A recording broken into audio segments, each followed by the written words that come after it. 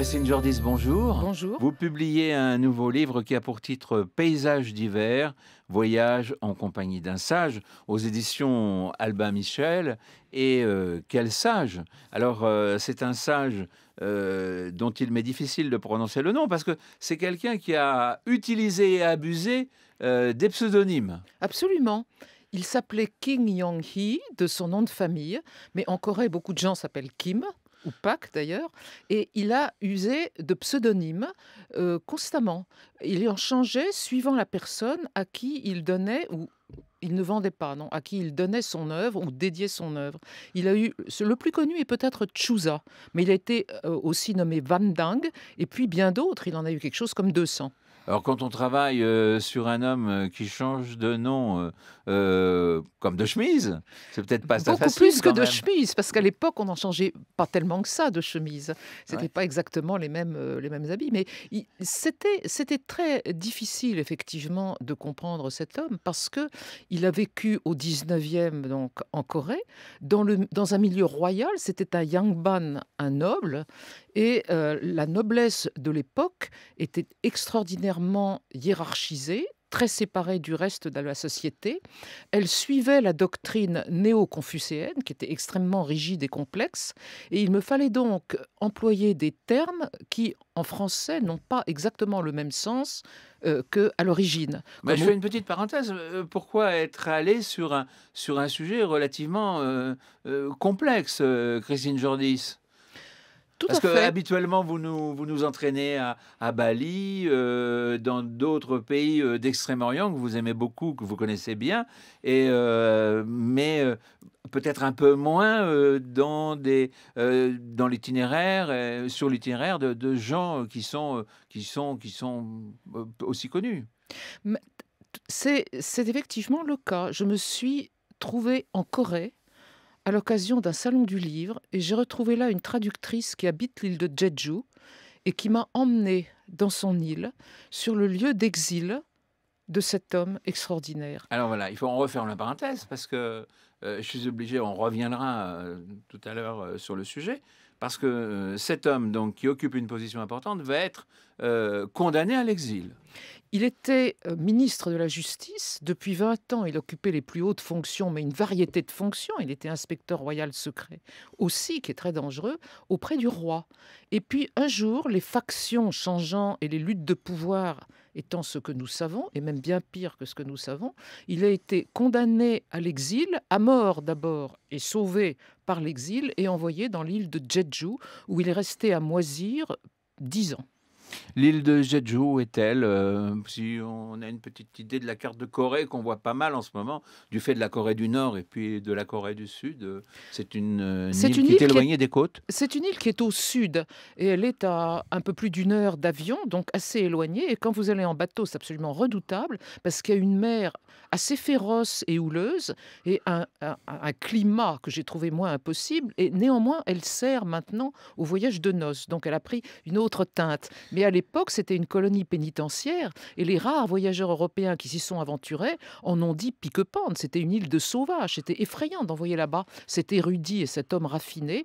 Il était condamné à la solitude la plus grande, entouré d'une haie d'épines, puisqu'il était en résidence, il n'avait pas le droit d'en sortir, le ciel pour tout échappatoire. Et il était vieux, il était malade, et si il a pu survivre, et c'est la raison pourquoi je l'ai étudié, c'est je me demandais quelle force l'a fait tenir dans une situation aussi dure. Eh bien, la force qui l'a fait tenir, c'est d'abord son éducation confucéenne, je crois, la conception qu'il avait de l'homme et ce qu'il exigeait de lui-même, mais aussi l'art. La rigueur. C'est non seulement la rigueur, mais toute cette préparation intérieure à la calligraphie qui exige de se rendre disponible, de chasser de soi tout ce qui est division intérieure, haine, ressentiment, jalousie, envie, tout ce qui peut faire obstacle au souffle primordial dont le signe est censé être la manifestation, le signe calligraphique tracé sur la page. Ça pourrait être l'équivalent de ce qui se passe aujourd'hui dans un monastère Ah, tout ou... à fait, Oui. mais tout à fait. Il y a là une austérité extrême que les yangban, donc les nobles, pratiquaient. Pour les meilleurs d'entre eux, elles les menaient à cette pratique de l'art qui était un travail sur soi réellement, et pour les moins bons d'entre eux, ils se sont servis de ça pour dominer les plus faibles. Et c'est Est-ce souvent ce qui s'est passé. Alors, vous évoquez, vous venez là, dans les secondes qui se sont écoulées, vous avez évoqué et vous avez employé le mot calligraphie. Or, la calligraphie, on ne sait peut-être pas bien ce que c'est en Occident. On n'en a aucune idée parce qu'on pense que c'est une belle écriture. Effectivement, la calligraphie a une part de beauté, mais il y a tout de même tout ce qui est derrière, à savoir, comme je le disais, cette préparation intérieure, qui est véritablement quelque chose de religieux au sens très large. C'est une dédi- on se dédie entièrement à son art, on vit en fonction de son art et en fonction de sa croyance, qui n'est pas en un dieu dans le confucianisme, mais dans le souffle primordial, dans ce qui nous unit au ciel, non pas au sens chrétien, mais au sens cosmologique, et à ce qui nous unit à la terre, ce qui fait le ciel, terre, homme. Et la calligraphie est en quelque sorte la pratique de cela et le passage du souffle primordial en nous, avec l'idée de transparence que ça implique, de disponibilité. Le sentiment qu'on a quand on évoque la calligraphie, c'est que ouais, il y a une concentration, ça c'est évident, mais que malgré tout, ça peut venir aussi au bout d'un certain temps d'un jet. Est-ce que c'est le cas? Est-ce que je pourrais me mettre à calligraphier eh bien, comme je ne sais pas, comme je bois un verre d'eau? Sûrement pas, non. Non, non, l'idée même me fait rire parce que Merci. être un, être un bon calligraphe, ça implique toute une vie d'effort et toute une vie d'ascèse. C'est, encore une fois, de pouvoir être le transmetteur du souffle originel, à savoir que ce souffle arrive, passe à travers vous, dans votre épaule, votre bras, votre poignet, jusqu'au signe que vous tracez et qui ne peut jamais se reprendre, qui doit arriver dans sa parfaite justesse et dans sa vie. Le signe calligraphique, c'est la vie sur le papier. Sinon, il est mort et c'est raté. Et c'est ce que Chusa refusait absolument. À ce moment-là, donc, est-ce que Chusa va créer une école? Est-ce que d'autres personnes vont s'inspirer de sa pratique? Ah mais tout à fait, tout à fait.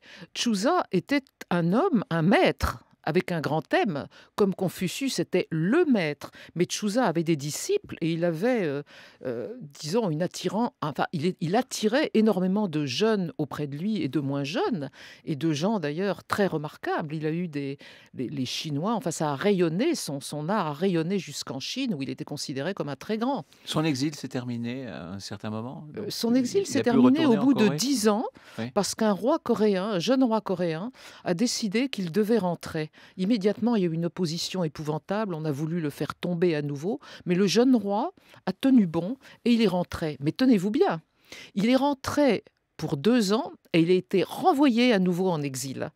Et il était envoyé en exil, cette fois dans le nord du pays, dans une masure, mais là, il y a trouvé son compte, parce qu'il y avait des artistes qui pouvaient voir, il a trouvé des disciples et il aimait transmettre. C'était une des passions de sa vie, c'était de transmettre et d'enseigner son métier. Christine Jourdis, quelle est la postérité de Chusa aujourd'hui? Ah bien, la calligraphie en Corée, au Japon, en Chine, c'est quelque chose de très très important.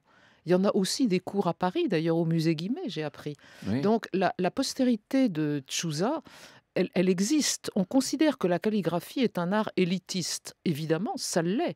Mais tout de même, quand vous allez au musée, vous avez énormément de calligraphies et de gens qui viennent les regarder et qui s'en inspirent, et des artistes contemporains qui s'inspirent des calligraphies classiques et même de celles des rois, car on était calligraphe comme on était roi.